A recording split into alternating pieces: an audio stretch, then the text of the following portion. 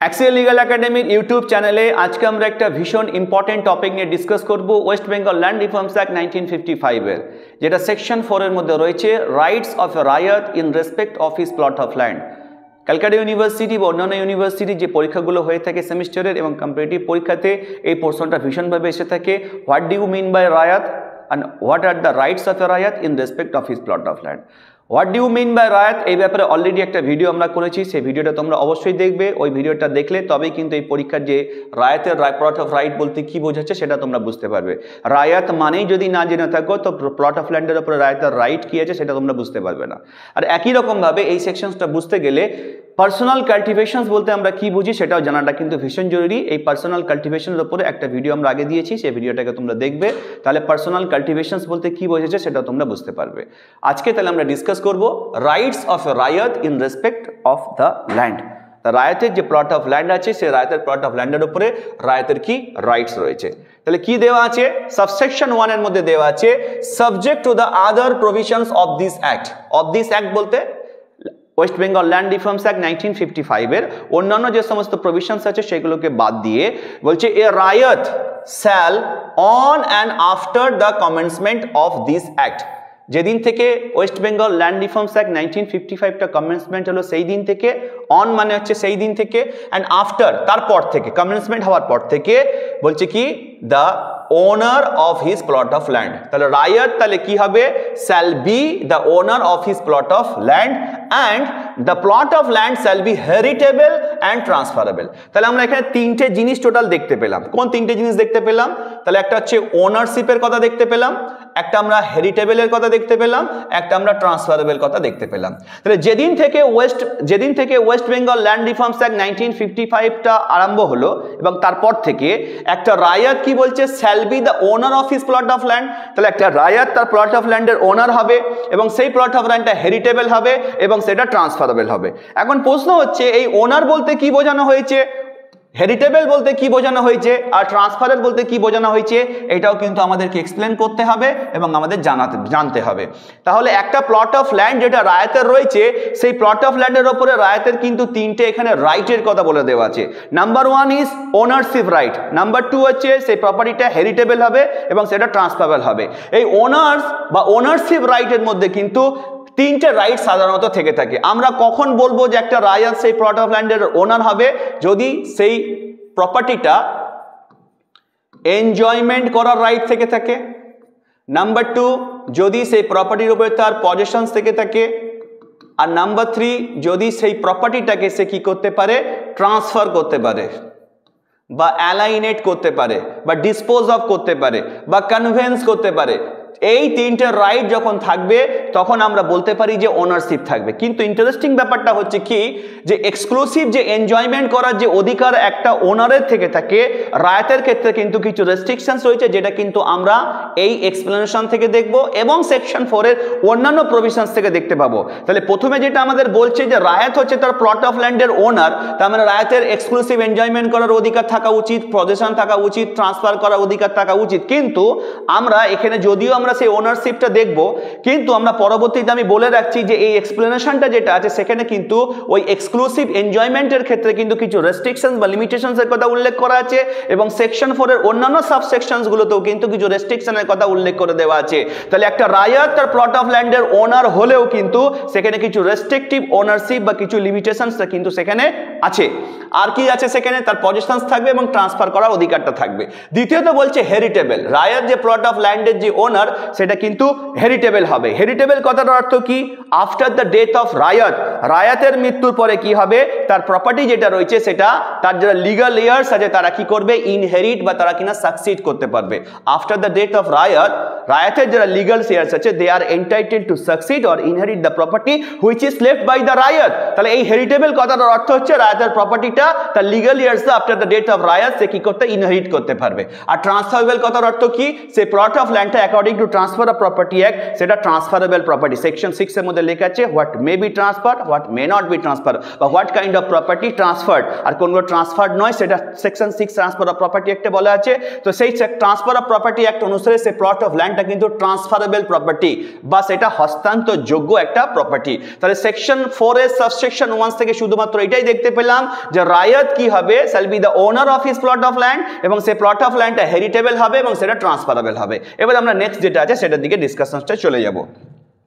এখানে একটা এক্সপ্লেনেশন রয়েছে, সেই এক্সপ্লেনেশনের মধ্যে কি লেখা আছে যে আমি একটু আগেই বললাম রায়ত বা প্লট অফ ল্যান্ডের যে ওনার আছে সেটা কিন্তু এক্সক্লুসিভ এনজয়মেন্ট করার রাইটটা সেখানে থাকবে না, ওনারশিপে কিছু রেস্ট্রিকশন বা কিছু লিমিটেশনস থাকবে। এখানে বলে দেওয়া আছে এক্সপ্লেনেশনের মধ্যে for the removal of doubt, তাহলে ডাউট রিমুভাল করার জন্য বা কোনো সন্দেহ দূরীকরণ করার জন্য it is hereby declared that, এত দ্বারা এটা ঘোষণা করা যাচ্ছে যে any property or institutions, any persons or any institutions, কোনো ব্যক্তি বা কোনো প্রতিষ্ঠান who holds any plot of land, তাহলে কোনো ব্যক্তি বা কোনো ইনস্টিটিউশন যদি কোনো প্লট অফ ল্যান্ড যদি হোল্ড করে থাকে under any permit, lease or license granted by the state government, তাহলে স্টেট গভর্নমেন্ট যদি কিনা কাউকে কোনো পারমিশনস দিয়ে থাকে বা কাউকে যদি অ্যালাউ করে থাকে বা কোনো যদি পারমিট যদি গ্র্যান্ট করে থাকে, স্টেট গভর্নমেন্ট যদি কাউকে কোনো প্রপার্টি লিজ দিয়ে থাকে, আমরা লিজ ট্রান্সফার অফ প্রপার্টি অ্যাক্টের সেকশন 105 থেকে আমরা প্রভিশনস পড়েছি লিজের, যদি কাউকে লিজ দিয়ে থাকে, যদি কাউকে কোনো লাইসেন্স দিয়ে থাকে, সেক্ষেত্রে কি বলছে যে যদি কোনো ব্যক্তি, যদি কোনো ইনস্টিটিউশনস, যদি কোনো প্লট অফ ল্যান্ড কেসে যদি হোল্ড করে থাকে স্টেট গভর্নমেন্টের কোনো পারমিশন গ্র্যান্ট করার মাধ্যমে, কোনো লিজ বা লাইসেন্স গ্র্যান্ট করার মাধ্যমে, বলছে শ্যাল নট বি এ রায়ত, তাকে আমরা রায়ত বলবো না, শ্যাল নট বি এ রায়ত for the purpose of this subsection. তাহলে এই যে সাবসেকশন 1টা আমরা পড়লাম, সেই সাবসেকশন 1 এর জন্য আমরা সেই ব্যক্তিটাকে বা ইনস্টিটিউশনসটাকে আমরা রায়ত বলবো না। তাহলে এখানে আমরা দেখানোর চেষ্টা করছি যে এক্সপ্লেনেশনটা যেটা দেওয়া আছে সেখানে এখানে 3টে কিন্তু রেস্ট্রিকশনস বা লিমিটেশনস উল্লেখ করে দেওয়া আছে, যেখানে বলছে যে যদি কোনো একজন ব্যক্তি বা যদি কোনো ইনস্টিটিউশনস কোনো প্লট অফ ল্যান্ডকে যদি হোল্ড করে থাকে, যদি আন্ডার এনি পারমিট, লিজ অথবা licence which is granted by the state government, state government যদি কারোর কোনো প্লট অফ ল্যান্ডকে যদি কাউকে পারমিট করে থাকে ইউজ করার জন্য, যদি লিজ বা লাইসেন্স দিয়ে থাকে, সেটা বলছে কিনা তখন সেই প্লট অফ ল্যান্ডের রেসপেক্টে সেই ব্যক্তিটাকে আমরা রায়ত বলবো না for the purpose of this sections.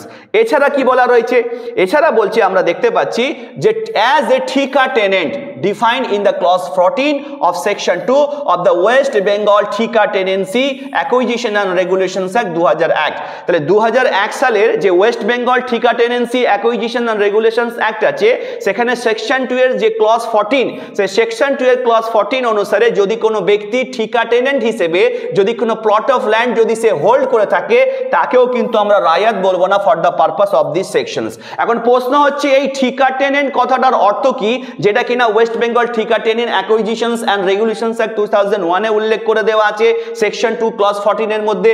ঠিকা টেনেন্ট হচ্ছে একজন ব্যক্তি যে কিনা অকুপাই করে থাকে কোনো একটা ল্যান্ডকে, যখন অকুপাই করে থাকে আন্ডার এনি পারসন, কোনো ব্যক্তি তার আন্ডারে যদি কোনো অ্যানাদার ব্যক্তির কোনো আন্ডারে যখন কোনো ব্যক্তি কোনো ল্যান্ডকে অকুপাই করে থাকে, সেটা কোনো রিটেন লিজের দ্বারা হতে পারে অথবা অন্য কোনোভাবেও হতে পারে। যদি কোনো ল্যান্ডকে সে অকুপাই করে থাকে এবং যে ল্যান্ডটা সে অকুপাই করছে তার জন্য সে কোনো মান্থলি রেন্ট অথবা কোনো পিরিয়ডিক্যাল রেন্ট তাকে প্রোভাইড করে থাকে, এবং সেই মান্থলি এবং পিরিয়ডিক্যাল রেন্টের সাথে সাথে সেই ব্যক্তিটা সেই ল্যান্ডের ওপরে ইরেকশন করতে পারে। কি ইরেকশনস করতে পারে?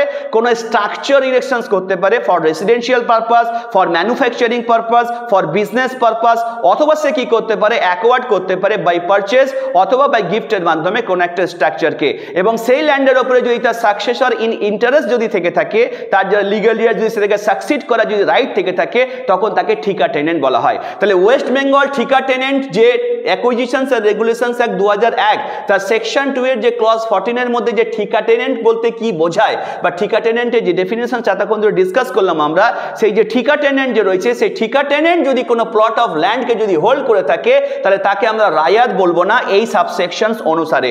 এছাড়া কি দেয়া আছে? Under sairati interest, that is very very important. এই সাইরাতি ইন্টারেস্ট জিনিসটা কি আমরা দেখব, ডিসকাস করব। আর লেখা আছে কি, or by retaining such plot of land under the clause G, under clause F of subsection 1 read with subsection 3 of section 6 of the West Bengal state acquisition act 1953। এই যে এই প্রভিশনস অনুসারে যদি কেউ কোনো ল্যান্ড যদি হোল্ড করে থাকে, তাকে আমরা রায়ত বলবো না। তাহলে আমরা এখন ডিসকাস করব সাইরাতি ইন্টারেস্ট বলতে আমরা কি বুঝি, আর স্টেট অ্যাকুইজিশন অ্যাক্টের মধ্যে যেটা রয়েছে সেটার ব্যাপারে আমরা ডিসকাস করব। তাহলে ফার্স্ট আমরা যেটা ডিসকাস করব যে সাইরাতি ইন্টারেস্ট বলতে আমরা কি বুঝবো। তাহলে যদি কোনো একটা একটা ব্যক্তি বা কোনো ইনস্টিটিউশনস তার যদি কোনো প্লট অফ ল্যান্ডের উপরে যদি তার সাইরাতি ইন্টারেস্ট থেকে থাকে তাহলে কিন্তু তাকে আমরা কি বলবো না, রায়াত বলবো না। এখন এই সাইরাতি কথাটা এসেছে কোথা থেকে? এই সাইরাতি কথাটা এসেছে শেয়ার থেকে, SAIR, এই শেয়ার থেকে সাইরাতি কথাটা এসেছে। এই শেয়ার কথাটা দুটো মিনিং হতে পারে, একটা হতে পারে রেভিনিউ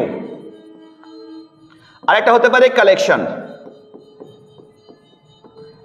তাহলে আমরা কি দেখতে পেলাম? এই সাইরাতি কথাটা এসেছে শেয়ার কথা থেকে, শেয়ার কালেকশন বলা হয়ে থাকে। এই যে শেয়ার কালেকশন, এটাকে রেভিনিউ কালেকশনসটাকে কিন্তু এই সাইরাতি কালেকশনস বলা হয়ে থাকে। এই সাইরাতি ইন্টারেস্ট কোন প্লট অফ ল্যান্ডের উপর থেকে থাকে? সাধারণত এই সাইরাতি ইন্টারেস্ট কিছু কিছু কমার্শিয়াল যে সমস্ত অ্যাক্টিভিটিস যেখানে হয়ে থাকে, যেমন মনে করো হাট, ফেরিজ, ফিশারিজ, মেলা। তাহলে হাট, ফেরিজ, ফিশারিজ, মেলাজ, এই যে জিনিসগুলো আছে এখানে কি আছে? সাইরাতি ইন্টারেস্ট থেকে থাকে। তাহলে একজন ব্যক্তি যে কিনা এই হাট, ফেরিজ, ফিশারিজ, মেলাজ এই সমস্ত জায়গা থেকে যারা রেভিনিউ কালেক্ট করছে, সেইটা অধিকার যেটা রয়েছে সেটাকে সাইরাতি ইন্টারেস্ট বলা হয়ে থাকে। তাহলে সাইরাতি কথাটা এসেছে শেয়ার থেকে, যেটার মানে রেভিনিউ অথবা যেটা কালেকশনস, রেভিনিউ কালেকশন বলছে। এবার যেটা কোনো গভর্নমেন্ট বা ইন্ডিভিজুয়াল ব্যক্তি, যে কেউ এই সাইরাতি ইন্টারেস্টের ওনার হতে পারে। যে ব্যক্তিটি সাইরাতি ইন্টারেস্টের ওনার, সে কি করতে পারে? যে সমস্ত কমোডিটিসগুলো এই সমস্ত হাটে যে কমোডিটিসগুলো বিক্রি হচ্ছে, সেই কমোডিটিস বা সেই ইউজেস থেকে যে রেভিনিউটা কালেকশন হয়, সেটা যে কালেক্ট করছে, সেই কালেক্ট করার যে অধিকার, দ্যাট ইজ সাইরাতি ইন্টারেস্ট। আর কি আছে? যে কোনো ফেরিজ বা ঘাট হতে পারে, যে ফেরি ঘাট হতে পারে, সেই ঘাট বা মেলা, এখানে যে সার্ভিসেসগুলো প্রোভাইড করা হয়ে থাকে, সেই সার্ভিসেসের জন্য যে রেভিনিউটা যে কালেকশন করার যে রাইটটা থাকে, দ্যাট ইজ সাইরাতি ইন্টারেস্ট। তাহলে সেই সাইরাতি ইন্টারেস্ট যদি কোনো প্লট অফ ল্যান্ডের উপরে যদি কারোর থেকে থাকে, on the basis of that sairati interest, if any person collect any rent or revenue from that property, তাকে সেই ব্যক্তিটাকে কিন্তু আমরা রায়াত বলবো না for the purpose of this sections. এই সেকশন অনুসারে তাকে আমরা রায়াত বলবো না। তাহলে আমরা সেকশন 4 সাবসেকশন 1 এ রায়াত বলতে আমরা কি বললাম? রায়াত হচ্ছে কিনা তার প্লট অফ ল্যান্ডে ওনার থাকবে, রায়াত সে প্লট অফ ল্যান্ডটা কিনা হেরিটেবল হবে এবং সেটা বলছে ট্রান্সফারেবল হবে। কিন্তু এই যে ওনারশিপ রয়েছে, সেই ওনারশিপের মধ্যে তার ফুল এক্সক্লুসিভ এনজয়মেন্ট করার রাইটটা তার থাকতো।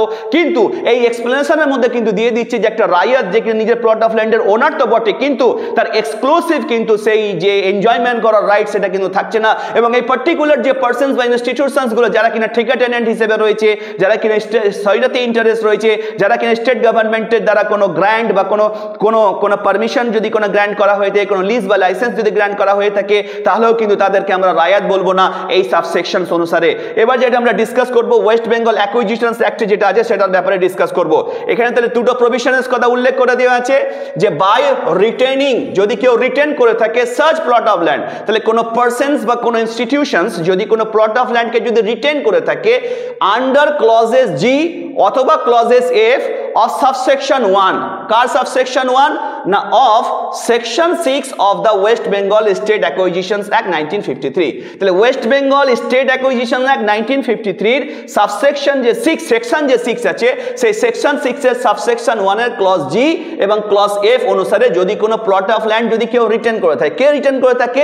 একজন ইন্টারমিডিয়ারি যদি কোনো প্লট অফ ল্যান্ডকে যদি রিটেন করে থাকে, সেই ইন্টারমিডিয়ারি একটা প্লট অফ ল্যান্ডকে কেন রিটেন করে থাকবে?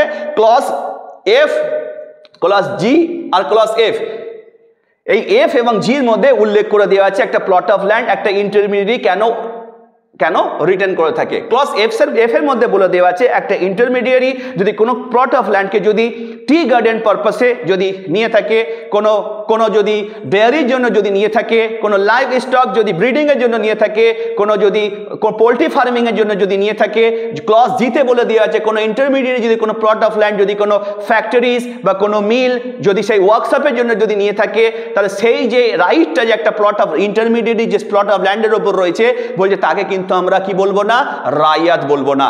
আবার সেই যে সেকশন 6 এর সাবসেকশন 1 এর ক্লজেস এফ এবং ক্লজেস জি তে যে প্রভিশনসটার কথা উল্লেখ করা আছে, that is subject to the provisions of subsection 3, সেই জন্য লেখা আছে রিড উইথ সেকশন সাবসেকশন 3। সেই সাবসেকশন 3 তে কিন্তু কিছু রেস্ট্রিকশনস এর কথা লেখা আছে, কিছু ইন্টারমিডিয়ারি এবং কোনো লেজি যদি কোনো প্রপার্টি যদি হোল্ড করে থাকে এই সমস্ত প্রপার্টিগুলোকে, সেক্ষেত্রে বলছে কিনা তাদের কিছু রেস্ট্রিকশনস এর কথা সেখানে উল্লেখ করে দেওয়া আছে।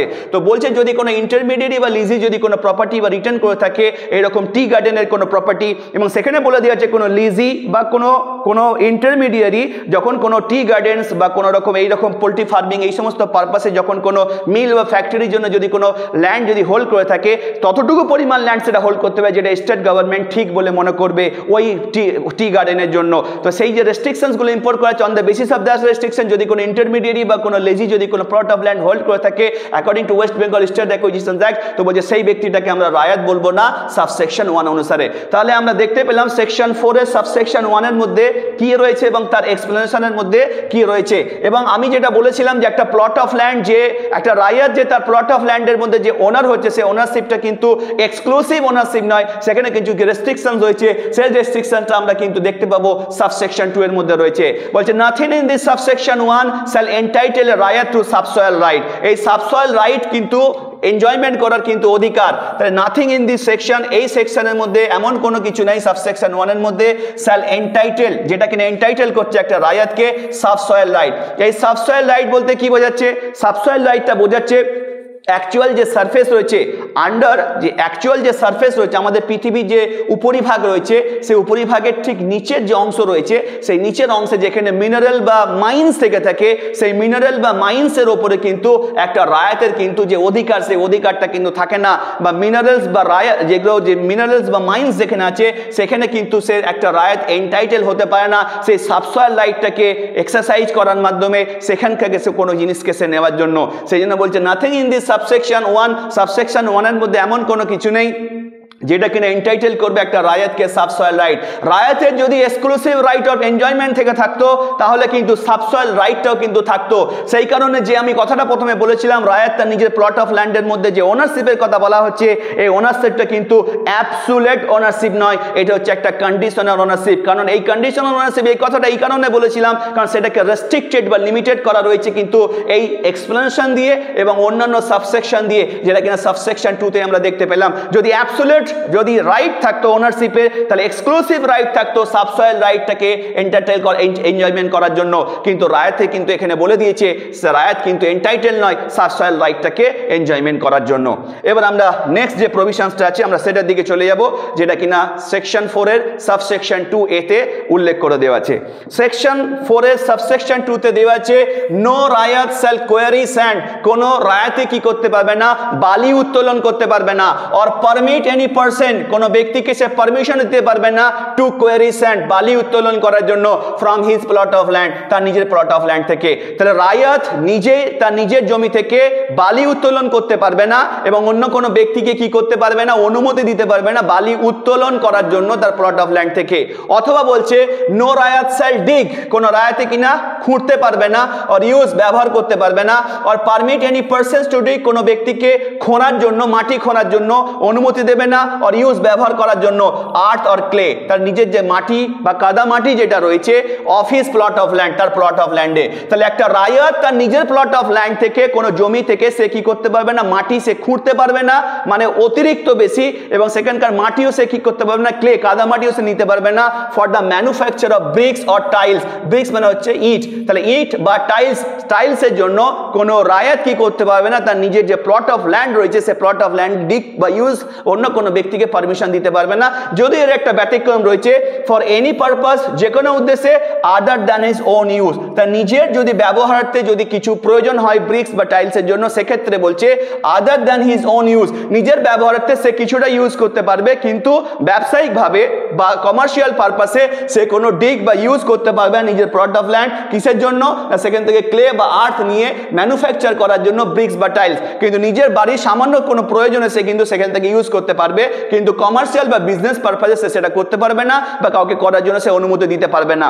সেটা যদি তাকে দিতেই হয় সেক্ষেত্রে বলছে except with the previous permission in writing of the state government, state গভর্নমেন্টের কাছ থেকে পূর্ব অনুমতি নিতে হবে লিখিত আকারে, and in accordance with such terms and conditions, যে সমস্ত টার্মস এবং কন্ডিশন স্টেট গভর্নমেন্ট ইম্পোজ করবে সেই সমস্ত টার্মস এবং কন্ডিশনসকে কমপ্লাই করার মাধ্যমে and on the payment of such fees as may be prescribe, এবং স্টেট গভর্নমেন্ট যে ফিস প্রেসক্রাইব করে দেবে সেই ফিসটাকে দেওয়ার পরেই কিন্তু সেই মাটি সে কি করতে পারবে, খুঁড়তে পারবে বা ইউজ করতে পারবে ব্রিক্স বা টাইলস ম্যানুফ্যাকচার করার কাজে। তাহলে আমরা দেখতে পেলাম যে ব্যবসায়িক ভিত্তিতে কোনো জিনিস করতে গেলে স্টেট গভর্নমেন্টের কাছ থেকে লিখিত আকারে প্রিভিয়াস পারমিশন নিতে হবে, এবং একই রকমভাবে স্টেট গভর্নমেন্ট যে সমস্ত টার্মস এবং কন্ডিশনসকে ইম্পোজ করে দেবে সেগুলোকে কমপ্লাই করতে হবে, এবং যে ফিসটা দেওয়ার জন্য বলবে সেই ফিসটাকে তাকে পেমেন্ট করতে হবে। তারপরে কিন্তু ব্যবসায়িক ভিত্তিতে মাটি সে কি করতে পারবে, কোনো জায়গা থেকে ইউজ করতে পারবে বা সেটাকে খুঁড়তে পারবে ব্রিক্স বা টাইলস ম্যানুফ্যাকচারিং করার পারপাসে।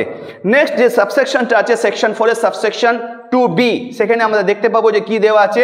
সেখানে দেওয়া রয়েছে, আমরা দেখতে পাচ্ছি সেকশন 2B তে যেটা দেওয়া রয়েছে যে ইফ এনি রায়ত, যদি কোনো একটা রায়ত কমিটস এ ব্রিচ, যদি কোনো রায়ত যদি কোনো ব্রিচ করে থাকে, কি ব্রিচ করে থাকে, of the provisions of subsection 2A।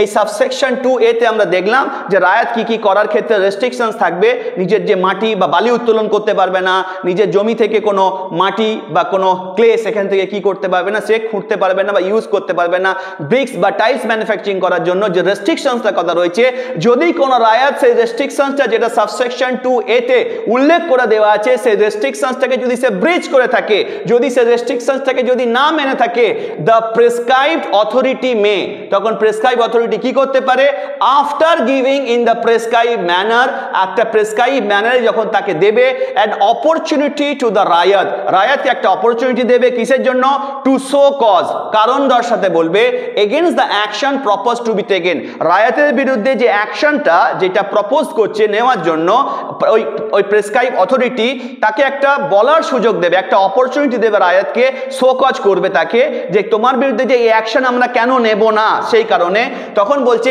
Impose করবে upon the fine not exceeding 2000 rupees, এবং তাকে কারণ দর্শাতে যখন বলবে, যদি সঠিক কারণ দর্শাতে না পারে তখন তার উপর একটা ফাইন একটা ইম্পোজ করে দেবে যেটা 2000 টাকা পর্যন্ত। তাহলে আমরা দেখতে পেলাম যদি কোনো রায়ত সাবসেকশন 2A তে যে রেস্ট্রিকশনসের কথা আছে সেটাকে যদি ব্রিচ করে থাকে, সেক্ষেত্রে কি হবে, প্রেসক্রাইব অথরিটি একটা শো কজ করবে রায়তকে যে আপনার বিরুদ্ধে কেন একটা প্রপোজ এই অ্যাকশনটা আমরা নেব না, তুমি যে সেকশন 2A তে আপনি যে কন্ডিশনস বা রেস্ট্রিকশনসটাকে ব্রিচ করেছেন সেই কারণে, এবং সেক্ষেত্রে কি করতে পারবে, স্যাটিসফ্যাক্টরি যদি কোনো রকম শো কজের রিপ্লাই না আসে তাকে একটা ফাইন করতে পারে যেটা বলছে 2000 টাকার বেশি হবে না। And where the breach is, যদি সেই ব্রিচটা যেটা সাবসেকশন 2A তে রয়েছে সেই রেস্ট্রিকশন যদি ব্রিচ করে থাকে, বলছে সেই ব্রিজটা যদি যদি কন্টিনিউয়াসলি যদি সেই ব্রিজটা করতে থাকে, সেক্ষেত্রে বলছে এ ফার্দার ফাইন, 2000 টাকার পরে বলছে ফার্দার ফাইন করতে পারে not exceeding 200 rupees for each day, প্রত্যেক দিনের জন্য 200 টাকা করে ম্যাক্সিমাম ফাইন করতে পারে ফার্দার, ডিউরিং হুইচ, যে সময়কাল ধরে দ্য ব্রিজ কন্টিনিউস, যতদিন ধরে সেই ব্রিজটা করতে থাকবে কন্টিনিউয়াস পার ডে হিসেবে 200 টাকা করে তার প্রতি ইম্পোজ করতে থাকবে।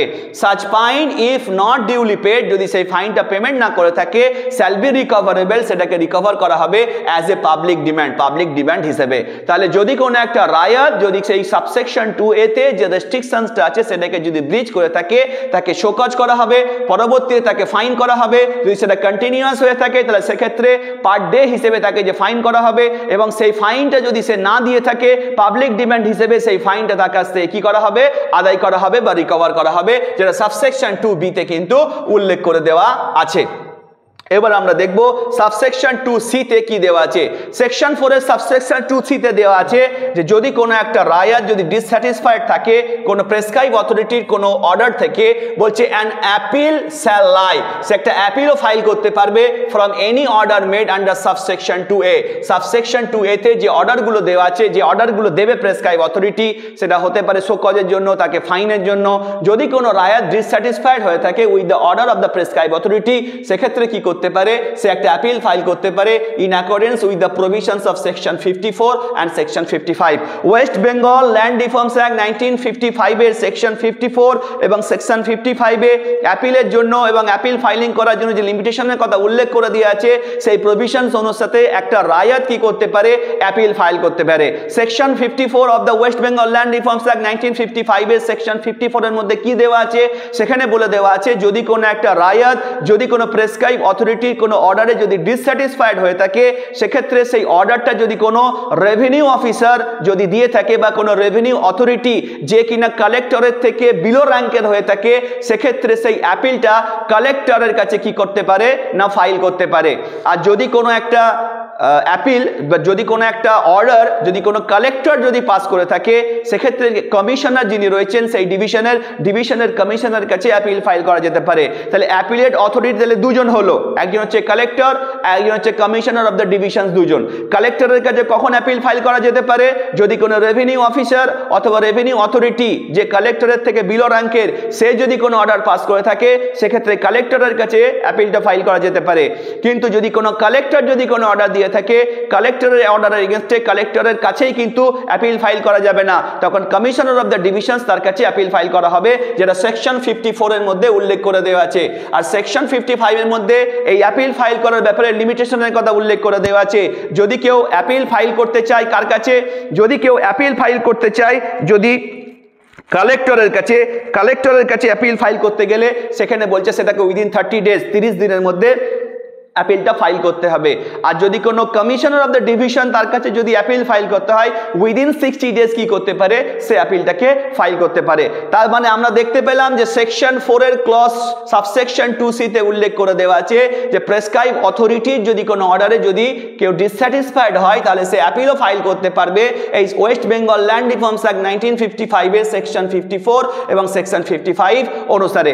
আবার সেকশন 4 এর সাবসেকশন 3টাকে অমিট করে দেওয়া হয়েছে West Bengal land reforms amendment act 1971 দ্বারা, তাই এটাকে আমাদের পড়ার কোনো প্রয়োজন নেই। এবার আমরা সরাসরি চলে যাব সেকশন 4 এর সাবসেকশন 4 এর মধ্যে। সেকশন 4 এর সাবসেকশন 4 এর মধ্যে কি দেওয়া আছে? Not with standing anything in subsection 1। Section 4 এর সাবসেকশন 1 এর মধ্যে যা কিছুই উল্লেখ করা থাকুক না কেন, the plot of land of a raiyat, একটা রায়তের যে প্লট অফ ল্যান্ডটা রয়েছে, সেই প্লট অফ ল্যান্ডের মধ্যে বলছে excluding his homestead, sir homestead যেখানে সে বসবাস করছে সেটাকে বাদ দিয়ে, the plot of land of raiyat shall vest in the state. তাহলে স্টেট গভর্নমেন্ট সেই প্লট অফ ল্যান্ডটাকে ভেস্ট করে নেবে। কখন ভেস্ট করে নেবে? বলছে যখন ভেস্ট করবে free from all encumbrances. All encumbrances, free from all encumbrances কথাটার অর্থ সেই প্রপার্টির মধ্যে যদি কোনো লায়াবিলিটিস থেকে অ্যাটাচ থেকে থাকে, সেই লায়াবিলিটিস মুক্ত অবস্থায় স্টেট গভর্নমেন্ট কি করবে না সেই প্রপার্টিটাকে ভেস্ট করে নেবে। এই ইনকাম্বেন্সেস বলতে কোনো লায়াবিলিটিসকে বোঝাচ্ছে। হতে পারে কোনো ডিউস রয়েছে প্রপার্টির রেসপেক্টে, ওই প্রপার্টিটা কারোর কাছে রেসপন্সিবল রয়েছে, লায়াবিলিটিস রয়েছে সেই প্রপার্টির মধ্যে।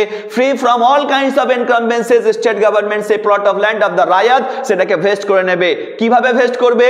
Under an order of the prescribe authority. Prescribe অথরিটির কোনো অর্ডারের উপরে ভিত্তি করে স্টেট গভর্নমেন্ট সেই plot of land of raiyat সেটাকে ভেস্ট করে নেবে। বলছে সেই প্রেসক্রাইব অথরিটি যদি অর্ডারটাকে দিয়ে থাকে made in the prescribe manner, একটা নির্দিষ্ট যে ম্যানার যেটা কিনা ওয়েস্ট বেঙ্গল ল্যান্ড রিফর্মস রুলসে উল্লেখ করে দেওয়া আছে, সেই রুলসের মধ্যে যে ম্যানারের কথা উল্লেখ করে দেওয়া আছে ওয়েস্ট বেঙ্গল ল্যান্ড রিফর্মস রুলসে, সেই ম্যানার প্রেসক্রাইব ম্যানারে যদি প্রেসক্রাইব অথরিটি একটা অর্ডার দিয়ে থাকে, আফটার সাচ ইনকোয়ারি, অর্ডারটা কিন্তু প্রেসক্রাইব অথরিটি এমনি এমনি দেবে না, আফটার মেকিং নেসেসারি ইনকোয়ারি, যথেষ্ট ইনকোয়ারি করার পরে, অ্যাজ ইট থিংস, যদি কিনা প্রেসক্রাইব অথরিটি মনে করে, অ্যান্ড আফটার গিভিং রায়তকে যদি দেওয়া হয়ে থাকে an opportunity to show cause, একটা শো কজ করে থাকবে, একটা বলার সুযোগ দেবে, against the action propose to be taken, যে অ্যাকশনসটা নেওয়া হবে তার প্লট অফ ল্যান্ডটাকে যে ভেস্ট করে নেওয়া হবে, সেই তার এগেইনস্টে যদি সে কিছু বলতে চায়, আমরা জানি ন্যাচারাল জাস্টিসের যে প্রিন্সিপালস রয়েছে অডিও অল্টারেম পার্টেন, যে অপর পক্ষের বক্তব্য শোনার পরেই কিন্তু কোন একটা অর্ডার দেওয়া যেতে পারে, সেটাকে কমপ্লাই করা যেতে পারে, একতরফাভাবে কিছু করা যাবে না। তাহলে কোনো একটা প্রেসক্রাইব অথরিটি রায়তের একটা প্লট অফ ল্যান্ডকে কি করতে ভেস্ট করার জন্য অর্ডার দিতে পারে। On the basis of that order state government সে plot of land of the রায়তকে ভেস্ট করতে পারে ফ্রি ফ্রম অল এনকাম্বেন্সেস। কখন না যদি সে prescribe authority after making necessary inquiry itself satisfied হয়ে থাকে এবং রায়তকে যদি শো কজ করে থাকে, একটা অপরচুনিটি যদি দিয়ে থাকে, তার যে অ্যাকশনটা তার বিরুদ্ধে নিতে চলেছে তার এগেইনস্টে যদি কিছু বলার পরে যদি সে ডিসস্যাটিসফাইড থাকে ওই শো কজের রিপ্লাইয়ে, তখন স্টেট গভর্নমেন্ট কি করতে পারে, প্রেসক্রাইব অথরিটি যে আছে তার অর্ডারের উপরে ভিত্তি করে ওই প্লট অফ ল্যান্ডটাকে ভেস্ট করে নিতে পারে। কখন ভেস্ট করতে পারে, কোন কোন সার্কামস্ট্যান্সেস এক্সিস্ট করলে একটা স্টেট গভর্নমেন্ট সে প্লট অফ ল্যান্ডটাকে ভেস্ট করতে পারে। Clause A, subclause A B C সেই তিনটে গ্রাউন্ড এখানে উল্লেখ করে দেওয়া আছে। তাহলে কখন একটা রায়তের প্লট অফ ল্যান্ডকে স্টেট গভর্নমেন্ট ভেস্ট করতে পারে প্রেসক্রাইব অথরিটির অর্ডারের উপরে ভিত্তি করে, সেটা কিন্তু আমরা এই ক্লজ এ এবং বি এবং সি তে আমরা দেখব। নাম্বার 1 বলছে কি কখন স্টেট গভর্নমেন্ট সেটাকে ভেস্ট করতে পারে। নাম্বার 1 আমাদেরকে বলে দিচ্ছে যে number 1 he has without any reasonable cause, raiyat যদি কোনো যথোপযুক্ত কারণ ছাড়া ইউজড যদি ব্যবহার করে থাকে the land comprise in the plot of land, plot of ল্যান্ডের মধ্যে যে ল্যান্ডটা কম্প্রাইজ রয়েছে সেই ল্যান্ডটাকে যদি কোনো রায়ত যথোপযুক্ত কারণ ছাড়া যদি ব্যবহার করে থাকে or substantial part thereof for any purpose, যদি ওই ল্যান্ডের প্লট অফ ল্যান্ডের একটা সাবস্ট্যান্টিয়াল একটা বৃহদাংশ পার্ট যদি ব্যবহার করে থাকে, বলছে ফর এনি পারপাস এমন কোন উদ্দেশ্যে other than for which it was held by him or settled by the state or directly incidental thereto। তাহলে স্টেট গভর্নমেন্ট যদি by way of settlement, state government by way of settlement যদি কাউকে কোনো land কোনো একটা particular পারপাসে যদি দিয়ে থাকতো, যদি কোনো ল্যান্ড যদি কাউকে পার্টিকুলার পারপাসে ইউজ করার জন্য দেওয়া থাকতো, সেই পার্টিকুলার পারপাস ব্যতীত অন্য কোনো পারপাসে যদি রায়ত সেই প্লট অফ ল্যান্ডটাকে যদি ইউজ ব্যবহার করে থাকতো, সেক্ষেত্রে কিন্তু স্টেট গভর্নমেন্ট সেই প্রপার্টিটাকে ল্যান্ডটাকে আবার ভেস্ট করে নিতে পারতো on the basis of the order which is made by the prescribe authority। তাহলে প্রেসক্রাইব অথরিটি কখন অর্ডার দেবে? আফটার মেকিং নেসেসারি ইনকোয়ারি এবং রায়তকে একটা অপরচুনিটি দেবে শোকজের মাধ্যমে। তারপরে যদি দেখে যে রায়ত যদি সেই প্লট অফ ল্যান্ডটাকে ব্যবহার করছে এমন কোনো পারপাসে যে পারপাসে কিন্তু এগেনস্টে রয়েছে, যে পারপাসে ল্যান্ডটা তাকে দেওয়া হয়েছিল by way of settlement, government যখন কাউকে কোনো ল্যান্ড যখন কাউকে দিয়ে থাকে কোনো পারপাসে ইউজ করার জন্য, তখন সেটাকে লিজের মাধ্যমে হতে পারে, লাইসেন্সের মাধ্যমে হতে পারে, কোনো পারমিশন গ্র্যান্ট করার মাধ্যমে হতে পারে, সেই পারপাসটা ব্যতীত অন্য কোনো পারপাসে যদি সেই ল্যান্ডটাকে সে ইউজ করে থাকে, প্রেসক্রাইব অথরিটি তখন কি করতে পারে? গভর্নমেন্টকে সেই ল্যান্ডটাকে আবার ভেস্ট করে নেওয়ার জন্য দিতে পারে। সাপোজ মনে করে কাউকে কোনো একটা জমি চাষাবাদ করার জন্য দিয়েছে, এখন সেই জমির উপরে সে কি করলো? বিল্ডিং কনস্ট্রাকশন করে নিল, তাহলে পারপাসটা চেঞ্জ হয়ে গেল, তখন কিন্তু সেই জমিটাকে ভেস্ট করে দিতে পারে। তা সরকার কারো জমি যে ভেস্ট করে নেবে সেক্ষেত্রে কিন্তু প্রেসক্রাইব অথরিটির অর্ডারের উপরে ভিত্তি করে সেটা করবে। তাহলে কোন গ্রাউন্ডে হতে পারে? একটা গ্রাউন্ড আমরা এখানে দেখলাম। নেক্সট গ্রাউন্ড তাহলে আমরা কি আছে সেটাকে এবার দেখব। নেক্সট যে গ্রাউন্ডটা রয়েছে ক্লজ বি তে সেটা বলছে he has without any reasonable cause, যদি সেই রায়ত কোনো যথোপযুক্ত কারণ ছাড়াই সিজ টু কিপ মানে রাখতে যদি ব্যর্থ হয়, যদি টার্মিনেট হয়ে গিয়ে থাকে, কোথা থেকে? সিজ টু কিপ দ্য ল্যান্ড, যদি কোনো রায়ত সেই ল্যান্ডটাকে রাখতে যদি ব্যর্থ হয় কোনো যথোপযুক্ত কারণ ছাড়া, যদি স্যার পজেশন থেকে সিজ টার্মিনেট হয়ে গিয়ে থাকে, অথবা কোনো সাবস্ট্যান্টিয়াল পার্ট দেয়ার অফ ওই ল্যান্ডের একটা বৃহদাংশ আন্ডার পার্সোনাল কাল্টিভেশন, তাহলে পার্সোনাল কাল্টিভেশনে যদি কোনো ল্যান্ডকে রাখতে যদি কোনো রায়ত ব্যর্থ হয়। এখন এই পার্সোনাল কাল্টিভেশন বলতে আমরা কি বুঝি সেটা কিন্তু আলাদা ভিডিওতে আমি বুঝিয়েছি যে পার্সোনাল কাল্টিভেশন বলতে আমরা কি বুঝি, কখন আমরা বলবো যে একটা রায়ত সেই জমিটা নিজের পার্সোনাল কাল্টিভেশনে রেখেছে, সেই ভিডিওটাকে দেখে নিলে তোমরা বুঝতে পারবে যে পার্সোনাল কাল্টিভেশন বলতে কি বোঝাচ্ছে। রায়ত যদি কোনো যথোপযুক্ত কারণ ছাড়াই সেই প্লট অফ ল্যান্ডটাকে যদি পার্সোনাল কাল্টিভেশনের মধ্যে রাখতে যদি ব্যর্থ হয়, অথবা হ্যাজ ফেল্ড যদি ব্যর্থ হয়ে থাকে টু ইউটিলাইজ দ্য ল্যান্ড, জমিটাকে ব্যবহার করতে কনসিস্টেন্টলি একটানা ভাবে with the original purpose of the tenancy, তাকে যে টেনেন্সিটা দেওয়া হয়েছে যে পারপাসের জন্য, সেই অরিজিনাল পারপাসে যদি কনসিস্টেন্টলি যদি সেটাকে ইউটিলাইজ করতে সে ব্যর্থ হয়, একটা পারপাসে তাকে ল্যান্ডটা দেওয়া হয়েছিল, সেই অরিজিনাল পারপাসে যদি ল্যান্ডটাকে সে ব্যবহার করতে যদি ব্যর্থ হয়, অথবা বলছে for any purpose directly incidental thereto for a period of 3 consecutive year, পর 3 বছর ধরে অথবা মোট তার থেকে বেশি সময় ধরে যদি একটা রায়ত যদি সেই জমিটাকে যে পারপাসে তাকে দিয়েছে সেই পারপাসে যদি সেটাকে ব্যবহার করতে যদি সে ব্যর্থ হয়ে থাকে, সেক্ষেত্রে কিন্তু গভর্নমেন্ট সেই জমিটাকে ভেস্ট করে নেবে প্রেসক্রাইব অথরিটির অর্ডারের উপরে ভিত্তি করে। এর একটা এক্সেপশন রয়েছে, except where such land is under the usufructuary mortgage mentioned in section 7 West Bengal land reforms act 1955 এর সেকশন 7 এ সেখানে উল্লেখ করে দেওয়া আছে limitations on the lease of a raiyati property, তার রায়াতি যে প্লট অফ ল্যান্ড আছে সে রায়াতি প্লট অফ ল্যান্ডের উপরে যদি কোনো রায়াত মর্টগেজ দিতে চায় নিজের প্লট অফ ল্যান্ডকে, তার লিমিটেশনসটা কি দেওয়া আছে? ইউসুফ্যাক্টরি মর্টগেজের ক্ষেত্রে বলে দেওয়া আছে একটা রায়াত 15 বছরের বেশি সময়ের ধরে কাউকে ইউসুফ্যাক্টরি মর্টগেজ দিতে পারে না। একটা রায়াত তার প্লট অফ ল্যান্ডকে ম্যাক্সিমাম 15 ইয়ার্সের জন্য কাউকে ইউসুফ্যাক্টরি মর্টগেজ দিতে পারে। তার থেকে যদি বেশি দেয় সেক্ষেত্রে সেই মর্টগেজটা ভয়েড বা বাতিল হয়ে যাবে। সেই এক্সেপশন তার কথাটা এখানে বলে দিয়েছে, except such land is under usufructuary mortgage mention in the section 7। তাহলে সেকশন 7 যদি ইউসুফ্যাক্টরি মর্টগেজের মধ্যে থাকে সেই এক্সেপশনটার কথা এখানে উল্লেখ করে দেওয়া আছে, মানে ম্যাক্সিমাম একটা রায়াত সে প্লট অফ ল্যান্ডটাকে 15 বছরের জন্য কি করতে পারে? ইউসুফ্যাক্টরি মর্টগেজ দিতে পারে। তাহলে আমরা 2 নম্বর গ্রাউন্ড এখানে দেখতে পেলাম যে কখন একটা রায়াতের প্লট অফ ল্যান্ডকে গভর্নমেন্ট কি করতে পারে? ভেস্ট করে নিতে পারে on the basis of order of the prescribe authority, যখন কিনা সে রায়াতটা নিজের পার্সোনাল কাল্টিভেশন মধ্যে যদি কোনো প্লট অফ ল্যান্ডকে যদি রাখতে যদি ব্যর্থ হয়ে থাকে এবং কনজিকিউটিভ 3টে বছর ধরে যে পারপাসের জন্য ল্যান্ডটা তাকে দেওয়া হয়েছিল অরিজিনাল পারপাস, সেই পারপাসে যদি সেটাকে কনসিস্টেন্টলি যদি সেটাকে ইউজ করতে যদি বা ইউটিলাইজ করতে যদি ব্যর্থ হয়ে থাকে, তখন একটা স্টেট গভর্নমেন্ট সেই রায়াতের প্লট অফ ল্যান্ডটাকে ভেস্ট করে নেবে। এবার আমরা দেখতে চেষ্টা করব যে ক্লজ সিতে কোন গ্রাউন্ডের কথা উল্লেখ করে দেওয়া আছে। তারপর আমরা চলে যাব পরবর্তী ক্লজ ডিতে কি আছে সেটার দিকে।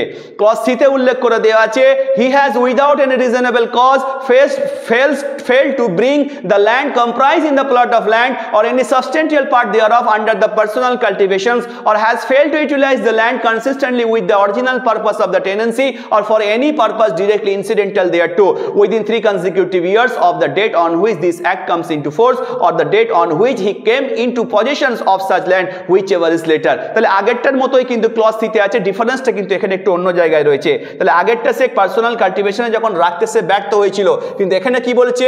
হি হ্যাজ উইদাউট রিজনেবল কজ, কোন যথোপযুক্ত কারণ ছাড়া ফেল টু ব্রিং, এই ব্রিং কথাটা কিন্তু খুব ইম্পর্টেন্ট। ব্রিং মানে আনা। যখন কোন একটা রায়াত তার নিজের পার্সোনাল কাল্টিভেশনের মধ্যে আনতে পারেনি, fail to bring the land, যদি সে ল্যান্ডটাকে আনতে পারেনি যে ল্যান্ডটা কিনা প্লট অফ ল্যান্ডের মধ্যে রয়েছে, কোথায় না পার্সোনাল কাল্টিভেশনের মধ্যে। তার মানে সাপোজ মনে করো গভর্নমেন্ট কোন একটা রায়াতকে কোন plot of land under settlement under কোন লিজ বা লাইসেন্স তাকে মনে করো দিয়ে দিয়েছে।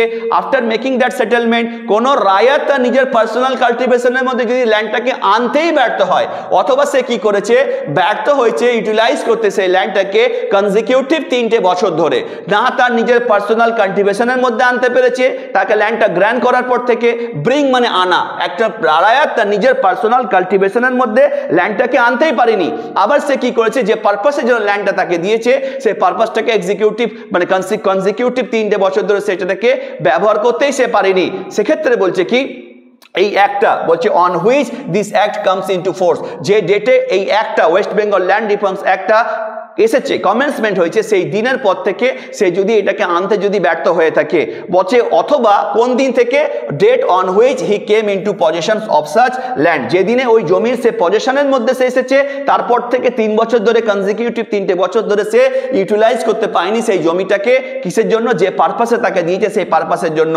তখন কিন্তু স্টেট গভর্নমেন্ট কি করতে পারে? তার সেই ল্যান্ড যেটা রয়েছে সেই ল্যান্ডটাকে ভেস্ট করে নিতে পারে প্রেসক্রাইব অথরিটি যে আছে তার অর্ডারের উপরে ভিত্তি করে।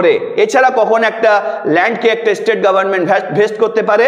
এছাড়াও একটা ল্যান্ডকে স্টেট গভর্নমেন্ট ভেস্ট করতে পারে, যেটা কিনা আমরা দেখব ক্লজ ডিতে উল্লেখ করে দেওয়া আছে।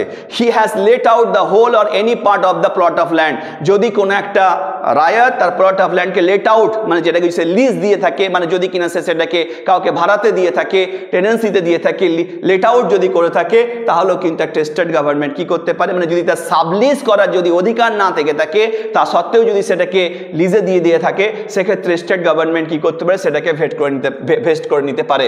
Provided that nothing in this subsection shall prevent the raiyat, বলছে এই সাবসেকশনের মধ্যে এমন কোনো কিছু নেই যেটা রায়াতকে প্রিভেন্ট করবে কি থেকে? ফ্রম কাল্টিভেটিং করা থেকে any part of the plot of land by a bargadar. তাহলে বর্গাদারকে দিয়ে কোনো প্লট অফ ল্যান্ডকে কাল্টিভেট করাতে রায়াতের কোনো সমস্যা নেই। বলে এই সাবসেকশনে এমন কোনো কিছু উল্লেখ করা নেই যেখানে রায়াতকে প্রিভেন্ট করা হচ্ছে তার জমি বা প্লট অফ ল্যান্ড যেটা আছে সেটাকে বর্গাদারকে দিয়ে কাল্টিভেট করাতে। তাহলে বর্গাদারকে দিয়ে সে যদি কাল্টিভেট করাতে চায় তাহলে সে তার নিজের প্লট অফ ল্যান্ডকে সেটাকে কাল্টিভেট করাতেই পারে। নেক্সট আমরা যেটা করব সেটা একটা আরেকটা প্রভিশন এখানে উল্লেখ করে দেওয়া আছে যে provided further that nothing in this subsection shall prevent the raiyat, এই সাবসেকশনের মধ্যে কোনো এই সাবসেকশনের মধ্যে কোনো কিছু উল্লেখ করা নেই যেটা কিনা রায়াতকে প্রিভেন্ট করবে। তাহলে আমরা প্রথমে দেখলাম রায়াত কিন্তু সাবলেট করতে পারবে না, কিন্তু পরক্ষণে আবার বলছে কি রায়াত কি করতে, রায়াতকে প্রিভেন্ট করা হবে না ফ্রম লিজিং আউট, লিজ দেওয়া থেকে the whole or any part of his plot of land, তার নিজের প্লট অফ ল্যান্ডের সম্পূর্ণটা বা তার কোন একটা অংশকে, কিসের জন্য, for the purposing of establishment of industrial park, industrial park establishment করার জন্য, ইন্ডাস্ট্রিয়াল হাব এস্টাবলিশ করার জন্য, ইন্ডাস্ট্রিয়াল স্টেট এস্টাবলিশ করার জন্য, ফিনান্সিয়াল হাব বা বায়োটেক পার্ক এস্টাবলিশমেন্ট করার জন্য বা ফুড পার্ক এস্টাবলিশমেন্ট করার জন্য as per project report duly examine, যদি কোনো প্রজেক্ট রিপোর্ট যদি ডিউলি এক্সামিন হয়ে থাকে, সেটাকে ভেটেড যদি হয়ে থাকে, সেটা যদি ভেটেড হয়ে থাকে and approved by the appropriate department of the state government, তাহলে স্টেট গভর্নমেন্টের অ্যাপ্রোপ্রিয়েট ডিপার্টমেন্ট যদি কোনো প্রজেক্ট রিপোর্টকে ডিউলি এক্সামিন, সেটাকে যদি ভেটেড করে থাকে, সেটাকে যদি অ্যাপ্রুভ করে থাকে, সেক্ষেত্রে ওই প্রজেক্টটা সঠিকভাবে হওয়ার জন্য স্টেট একজন রায়াত কি করতে পারে, তার নিজের প্লট অফ ল্যান্ডটাকে লিজ দিতে পারে বা তার কোনো একটা প্লট অফ ল্যান্ডের কোনো অংশকে লিজ দিতে পারে কোনো industrial park, industrial hub, industrial state, financial hub বা বায়োটেক পার্ক বা ফুড পার্ক এস্টাবলিশমেন্ট করার জন্য।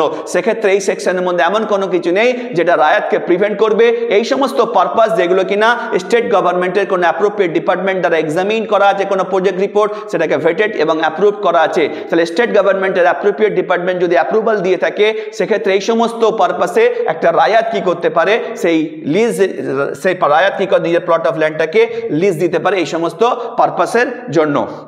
নেক্সট বলা আছে provided also that nothing in this subsection shall prevent any local authority or an authority constituted or established by or under any law for the time being in force or any wholly government company as defined in section 617 of the Companies Act 1956। তাহলে এছাড়াও এই provision মধ্যে উল্লেখ করে দেওয়া আছে যে এই সাবসেকশন কখনো প্রিভেন্ট করছে না কোনো লোকাল অথরিটিকে অথবা কোনো একটা অথরিটি যেটা কিনা কনস্টিটিউটেড বা এস্টাবলিশড হয়েছে কোনো ল এর দ্বারা, যে লটা কিনা বর্তমানে প্রযোজ্য এনফোর্স রয়েছে, অথবা কোনো গভর্নমেন্ট কোনো কোম্পানি যেটা কোম্পানিজ অ্যাক্ট 1956 এর সেকশন 17 তে উল্লেখ করা আছে গভর্নমেন্ট কোম্পানি হিসেবে, কি থেকে, ফ্রম লিজিং আউট থেকে, লিজ দেওয়া থেকে, whole or any part of his plot of land, রায়াতের কোনো প্লট অফ ল্যান্ডকে বা রায়াতের কোনো প্লট অফ ল্যান্ডের কোনো একটা অংশকে, কোথায় না, ইন এ টাউনশিপ, কোনো টাউনশিপে as defined in clauses 25 of the section 2 of the West Bengal town and country planning and development act 1973। তাহলে West Bengal town and country planning development act 1979 অনুসারে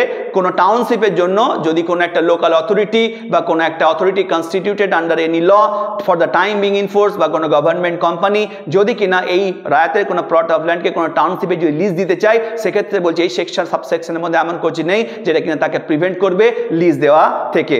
and the last is the subsection 5। Section 4 এর subsection 5 এর মধ্যে উল্লেখ করে দেওয়া আছে যে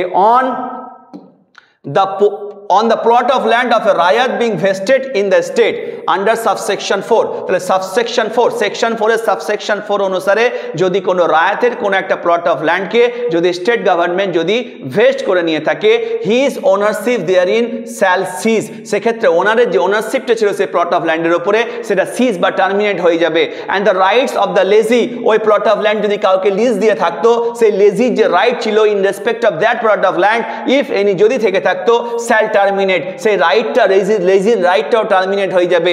and the rayat shall be entitled, সেক্ষেত্রে রায়াত এন্টাইটেল হবে কিসের জন্য, টু রিসিভ অ্যান অ্যামাউন্ট, একটা অ্যামাউন্ট পাওয়ার জন্য যেটা ডিটারমাইন করা হবে under section 4V West Bengal land reforms act 1955 এর সেকশন 14V যে আছে, যে অ্যামাউন্টটা ডিটারমাইন করা হয় সেই অ্যামাউন্টটা কিনা পেতে একটা রায়াত এন্টাইটেল হবে। যে রেভিনিউটা ওই ল্যান্ডের রেসপেক্টে দেওয়া হয়ে থাকে তার 15 টাইমস হিসেবে ক্যালকুলেট করা হয়, যেটা সেকশন 14V তে উল্লেখ করে দেওয়া আছে, সেটা থেকে তোমরা ডিটেলসে দেখতে পাবে। ভিডিওটা লেন্দি হওয়ার কারণে সেটাকে ডিসকাসের মধ্যে গেলাম না। তাহলে যদি কোনো একটা রায়াতের প্লট অফ ল্যান্ডকে যদি স্টেট গভর্নমেন্ট ভেস্ট করে নিয়ে থাকে সাবসেকশন 4 অনুসারে, সেক্ষেত্রে ওই প্লট অফ ল্যান্ডের উপরে রায়াতের যে ওনারশিপ সেটা টার্মিনেট হয়ে যাবে এবং লেজির যে যদি কোনো রাইট থেকে থাকতো ওই প্লট অফ ল্যান্ডে সেটাও টার্মিনেট হয়ে যেত এবং রায়াত সেক্ষেত্রে এন্টাইটেল হতো একটা অ্যামাউন্ট পাওয়ার জন্য, যেটা ডিটারমাইন করা হবে section 14V of the West Bengal land reforms act 1955 অনুসারে। তাহলে আজকের এই ভিডিওটা একটু লেন্দি বটে, কিন্তু এই ভিডিওর মধ্যে সেকশন 4 এর ডিটেল ডিসকাশনসটাকে আমরা রাখলাম যাতে স্টুডেন্টদের জন্য হেল্পফুল হয় এই সেকশনসটাকে খুব ভালো করে বোঝার জন্য। পরীক্ষার জন্য কিন্তু ভীষণ কিন্তু ইম্পর্টেন্ট এই সেকশনটা। একই রকমভাবে ল্যান্ড লয়ে যে অন্যান্য যে সমস্ত অ্যাক্টগুলো রয়েছে বা ওয়েস্ট বেঙ্গল ল্যান্ড রিফর্মসের অন্যান্য যে প্রভিশনসগুলো রয়েছে আগামীতে আমাদের ইউটিউব চ্যানেলের মধ্যে সেগুলো আপলোড হতে থাকবে। তোমরা আমাদের ইউটিউব চ্যানেলটাকে ফলো করতে পারো যদি আমাদের এই ভিডিওগুলো তোমাদের ভালো লেগে থাকে, এবং যদি ভালো লেগে থাকে লাইক করতে ভুলো না, আর যদি ভালো না লেগে থাকে ডিসলাইক করে দিও। Thank you so much. আজকে এখান পর্যন্তই থাকবে।